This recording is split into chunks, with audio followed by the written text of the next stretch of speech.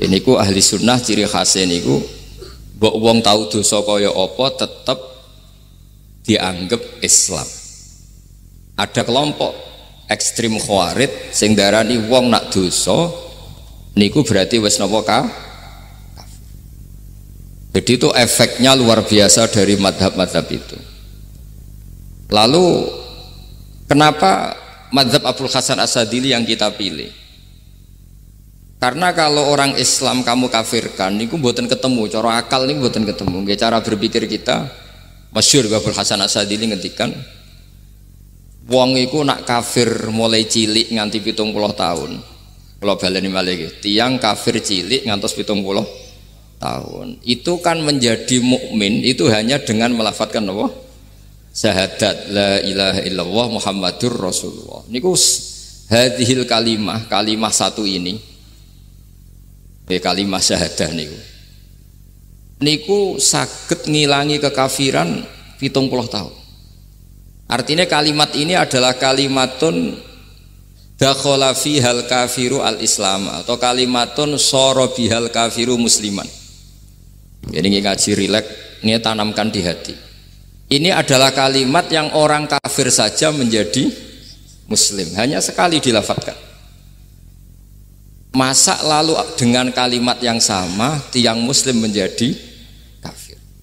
Ini kumun buatan ketemu akal. Makanya madhab takfiri, madhab gampang mengkafirkan orang itu jelas madhab yang enggak ada rujukannya sama sekali, enggak ada pegangan ilmiahnya sama sekali. Wong kafir wae dadi Islam, mosok wong Islam dadi kafir. Mau perkara tahlilan ning kuburan. Gara-gara tahlilane nyekel patok dianggap napa? Kafir. Mergo dianggap njaluk napa? Jaluk bae, jaluk kufur.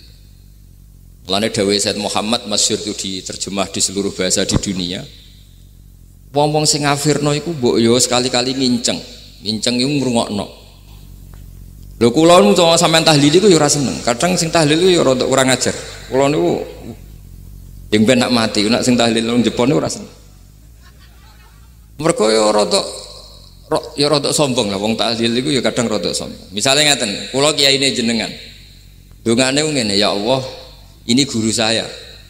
Ingkana muhsinan fazid fi ihsani. Kalau dia baik, itu ya tambahlah kebaikannya. Mosok murid muni gurune baik itu kalau itu kan ngenyak uang. Ini soleh-soleh permanen dianggap napa. Jadi dungane itu ngeper ingkana muhsinan fazid fisa. Wa ingkana musian fatajawas anhu. Misalnya kalau dia orang buruk, kalau beliau orang buruk yang kau maafkan. Maka orang-orang di luar sana yang mengatakan andekan tahlil itu baik pasti dilakukan sahabat, itu logika yang keliru. Sahabat gak mungkin kan nahlili Kanjeng Nabi ngendikan ingkana musinan sido kafir ngoten nggih mboten. Lah wong Kanjeng Nabi kok apike di ngendikano ingkana ini kok kafir. Wong Nabi kok ingkana andai.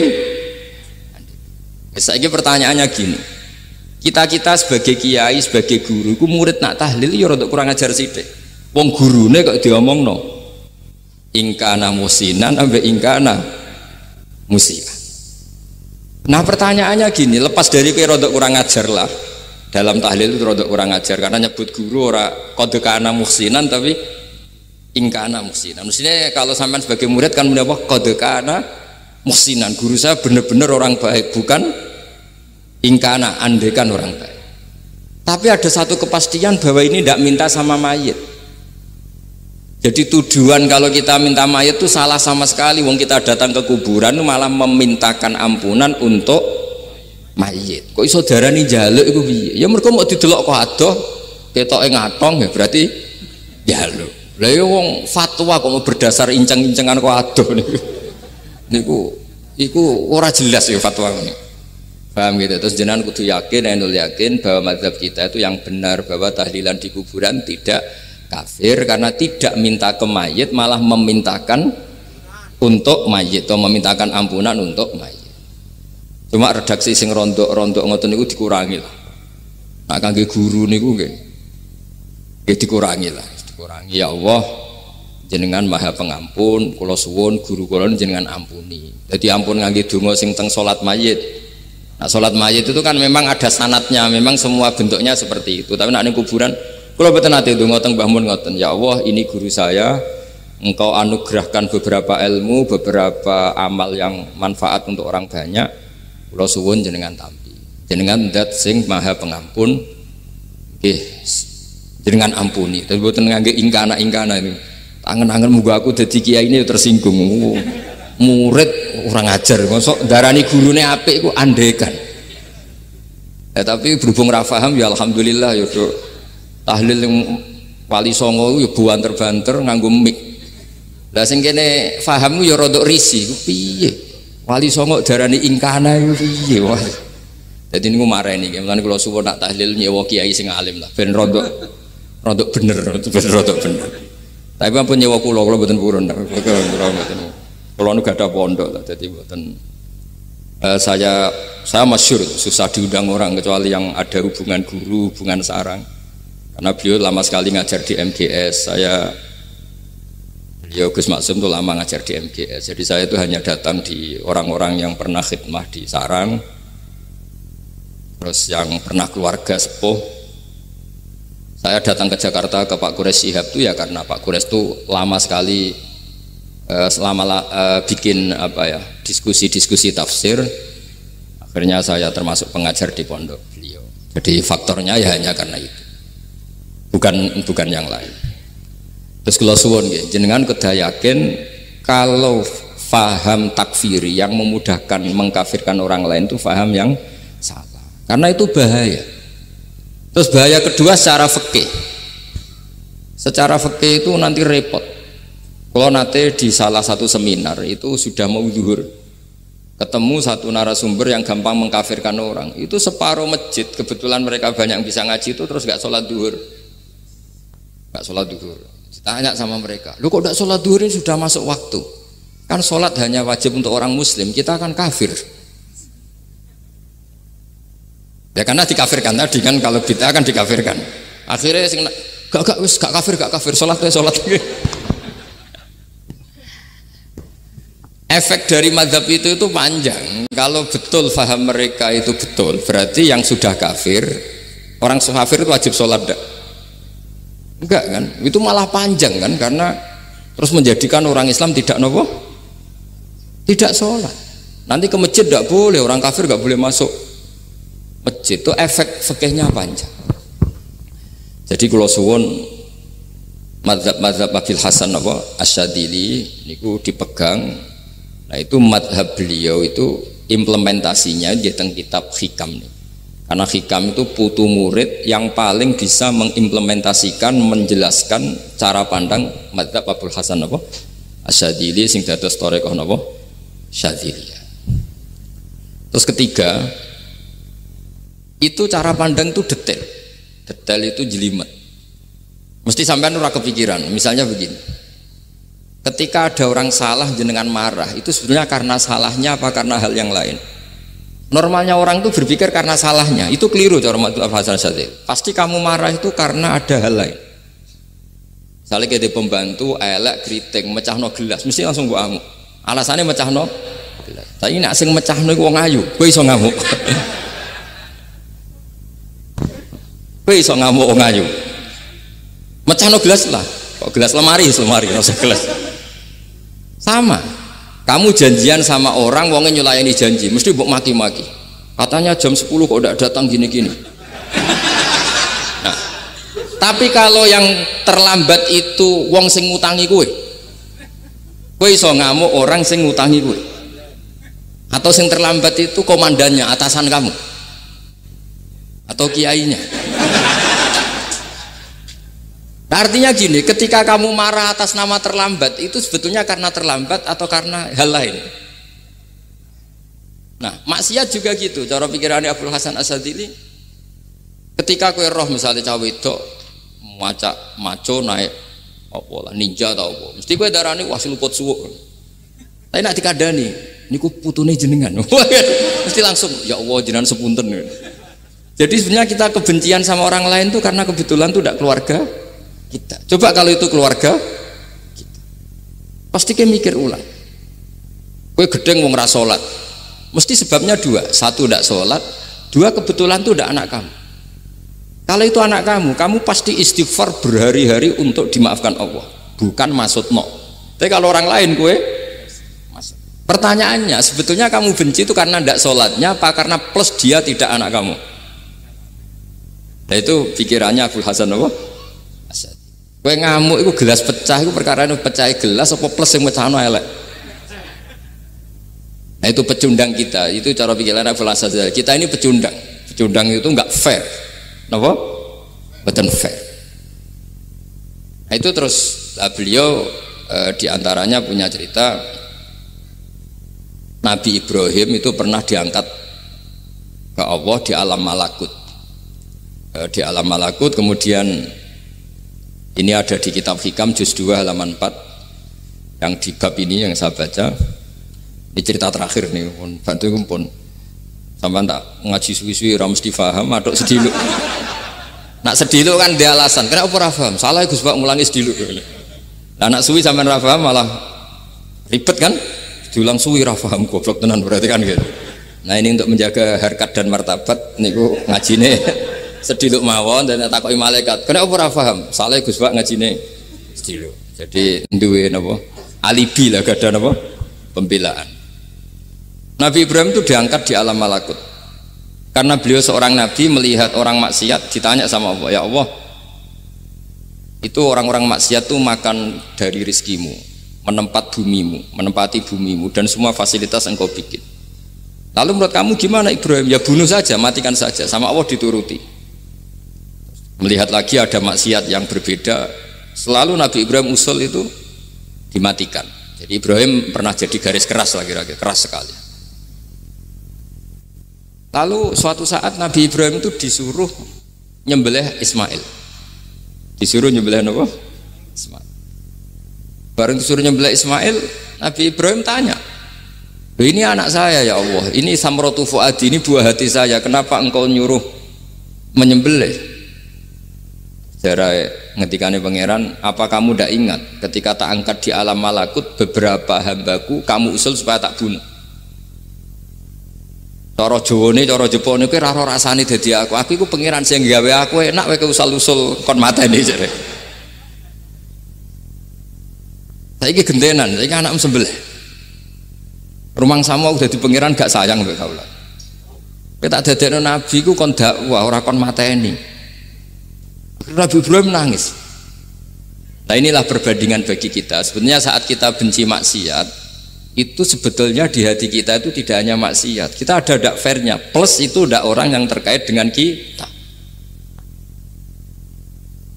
Jika misalnya mau wangkel, misalnya penyanyi sing piye mau wangkel, suatu saat penyanyi ku WA aku, masa aku ya gelem dadi bojomu, hilang mangkelmu kan. Jadi pecundang, kita ini sebetulnya pecundang. Nah, syukur-syukur memang makom kamu sudah tinggi, memang benar-benar benci karena maksiat, paribasane wayu gelembok rapi tetap mangkel. Tapi saya tidak yakin soleh-soleh seperti ini imannya sampai seperti itu tidak yakin. Dan saya kalau yakin begitu berarti keyakinan salah itu salah dan bodoh itu, karena itu nggak terbukti. Makanya ini kitab baru kalian kitab Hikam, karena ini acara ngaji Hikam kula waos sedikit mawon kula waos ini jawabannya Nabi Ibrahim ketika disuruh nyembelih Ismail teng halaman 4 juz 2.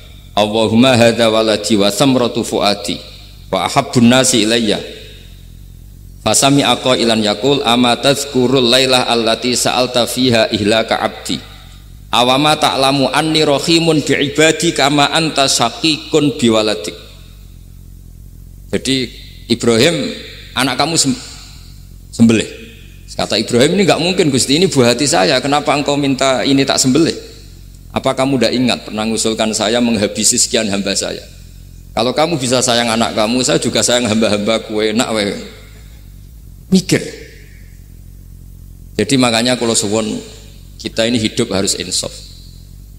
Nak kira dia duit, iku yo mangkel tenan loro tenan. Terus bojomu mbok kon sabar pas kue ra ngekeki duit, iku yo ora fair.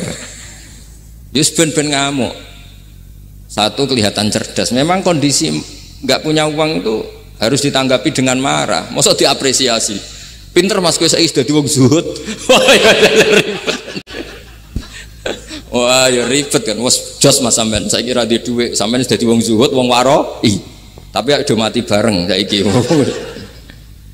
Jadi sebetulnya Allah bikin emosi itu andaikan boleh dibahasakan wis dipikir. Walau la dafwa inna safa'dhum bi ba'dil lafasadatil ard. Jadi bumi ini sebaiknya itu diisi dengan sekian perbedaan. Tapi tidak konflik, perbedaan dengan konflik itu beda. Saya ulang lagi, bumi ini sebaiknya diisi dari sekian apa? Perbedaan, karena justru itu bagus. Saya itu berkali-kali bilang, andaikan tidak ada pikiran kedua, ini dunia ini sudah rusak. Harus ada pikiran kedua. Misalnya ono wong kok terlalu apik mbek kanca, mesti bojone sampet, wong gak men ngopi mbek kancane ra tau ngapi mbek bojone. Tapi kalau ngopi mbek bojone terus, mesti kancane sing sampet. Wah, jok rabi lali kanca. Ribet. Manusa itu ribet. Kados kula dugi mriki ini hormat Gus Maksum. Nggih mungkin tok ganjaran. Tapi untuk dosa sidik-sidik ninggal pondok. Jadi ya sudah. Ya mau tidak mau karena memang hidup itu tidak banyak pilihan. Ada orang sering ibadah di masjid sholat itu ya bagus. Tapi dia pasti tidak baik dalam sistem sosial. Umpama wong soleh kabeh ning masjid itu donya akeh sing mati. Karena tidak ada tim SAR paling murah. Loh iya kan, wong kecelakaan itu penolong pertama itu orang yang di masjid apa sing tukang ning dalan-dalan. Artinya sing nang masjid iktikaf mesti ra duwe ganjaran nulung wong kecelakaan. Artinya ada kebaikan yang pasti nggak bisa dilakukan orang yang sedang di masjid. Andaikan yang di jalan tuh orang-orang soleh itu wah dunya sebaldatun thayyibatu wa rabbun ghafur. Loh ya betul, Nabi pernah ditanya sahabat, ya Rasulullah kita ini senengane ngegeng di jalan. Ya, kata Nabi ya sudah nggak apa-apa asal a'tut thariq haqqaha, ya kamu memberi haknya jalan. Apa itu? Amar ma'ruf nahi mungkar. Maksudnya nahi mungkar gini, misalnya di bus itu ada orang soleh mayoritas, itu sing nyopet ya wedi, mergo mesti ditabuki wong akeh. Kalau yang di perapatan wong soleh kabeh, sing beda wedok ya isin, mergo sing perapatan wong soleh kabeh. Nah, masalah iki ra soleh kabeh, kemari ribet kan gak soleh kabeh.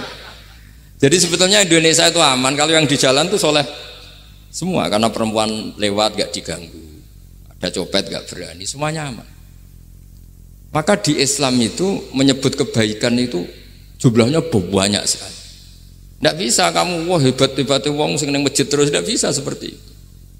Andai kan semua orang di masjid, nah ono kecelakaan pertama yang nolong siapa? Nah ono wong golek alamat tuh takok sapa wong kabeh ning jero masjid. Ribet kan? Nah, makanya ini Quran bikin aturan wala taq'udu bi kulli siratin tu'iduna wa tasudduna an sabilillah. Yang enggak boleh itu duduk di jalan sambil mengganggu atau mengancam hal-hal yang baik. Tapi kalau duduk di jalan justru membantu hal-hal yang baik, maka ini disyariatkan oleh Islam. Jadi ini kita harus mulai mikir ya. Jadi walhasil ngendikane kitab Hikam, bayangkan yang maksiat itu anak kamu, istri kamu. Pilihan kamu itu memaafkan dan minta dimaafkan oleh Allah. Tapi ketika orang lain kamu minta supaya dilaknati Allah, ini tidak fair. Jika kita diajari guru-guru kalau minta ampun ighfirli wali walidayya wali jami'il muslimina wal muslimat, masih dikata wali jami'il muslimina al muslimat wal mu'minina wal mu'minat. Itu filosofi yang luar biasa, kata jami' semuanya ya Allah engkau maafkan. Bukan keluarga saya tok, siapapun yang berkontribusi terhadap Islam ini engkau maafkan. Begitu juga di muqaddimah khutbah kula suwun harus ditradisikan wala alihi wa sahbihi ajmain. Kata ajmain ini kata pembeda. Mungkin orang baca hanya rutin, tapi kita yang nekuni ilmu, ajmain ini kata kunci. Fa inna ahla syiah akramu sahabiyan wa ahanu sahabiyan akhar. Jadi tradisi madhab syiah itu apa? Ada sahabat yang begitu dimulia-muliakan berlebihan kayak Sayyidina Ali, dan ada yang dihinakan kayak Abu Bakar dan Umar. Lalu pembedanya dengan ahli sunnah apa? Kita menghormati sahabat wa sahbihi ajmain. Jadi hadhil kalimah kalimatun fariqah. Ini kalimah pembeda. Jadi ajmain buatan kalimah rutin terus ono jimati ono kasiate ini buatan. Kita maklumatkan ke seluruh dunia bahwa mazhab ahli sunnah ditandai dengan wa ala alihi wa sahbihi ajmain. Mulane dawuh Basim wa nukrimu ahlal bait wa nukrimu jami'a ashab Rasulillah sallallahu alaihi wasallam. wa nukrimu jami'a ashabi Rasulillah sallallahu alaihi wasallam. Ciri utama madzhab Ahlussunnah apa? Menghormati keluarganya Nabi dan menghormati seluruh, ada kalimat apa?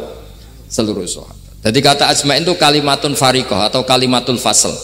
Kalimat yang membedakan mana madhab Syiah dan madhab Ahlussunnah apa? Itu kalau jenengan ngaji teng Gus Maksum napa teng Haji Maksum, di antara madhabnya sinten? Nabi Ibrahim yang diceritakan Abdul Hasan apa? Asyadili, kebencian kepada maksiat, kita semua pasti benci maksiat. Tapi gak fair kan, yang satu kamu laknati, yang satu kamu doakan. Ujung-ujungnya apa? Ada unsur hadun nafsi. Kalau yang terkait dengan jenengan mbok dongakno di sepuro, nah yang gak ada terkait mbok pasutno. Ini kan gak fair, padahal sama-sama apa?